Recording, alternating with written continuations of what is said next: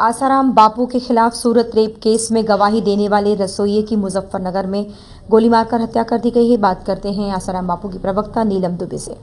नीलम जी, जो मामला सामने आया है, ये जो रसोइया था वो गवाह था सूरत मामले में दोनों के खिलाफ। पहले तो वो गवाह नहीं था। जब उसने मीडिया के थ्रू एक बयान दिया कि मैंने ये सब देखा है, जब उस लड़की ने मीडिया में कहा कि मेरे साथ ऐसा ऐसा हुआ 2001 में, तब उसको भी सामने मीडिया में लाया गया कि मैंने ऐसा देखा था और मैं क्योंकि रसोइया था।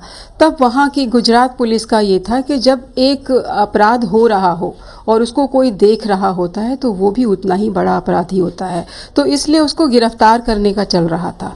तो जब उसके सामने आया कि मुझे गिरफ्तार किया जाएगा तो उसने सरकारी गवाही की पेशकश कर दी।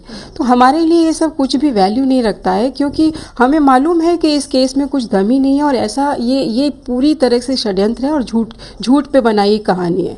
फिर कुछ दिन पहले सामने आता है कि वो लड़की अपना बयान बदलना चाहती है। वो ये कहती है कि मैंने दबाव में वो सब कहा था, मुझे इजाज़त दीजिए, मैं अब सच बोलना चाहती हूँ। तो सरकार उसको उसकी एप्लीकेशन खारिज करती है और उसको इजाज़त नहीं देती है। वो लड़की फिर भी अड़ी रहती है कि नहीं, कभी ना कभी तो मुझे सच बोलने का मौका मिलेगा, मैं दूसरी अर्जी दायर करूँगी। तो ये केस हमारी तरफ से तो ख़त्म ही था। जब विक्टिम ही ये कह रहा है कि मेरे साथ कुछ हुआ ही नहीं है, तो ऐसे में गवाह एक हो या हज़ार हो, क्या फ़र्क पड़ता है।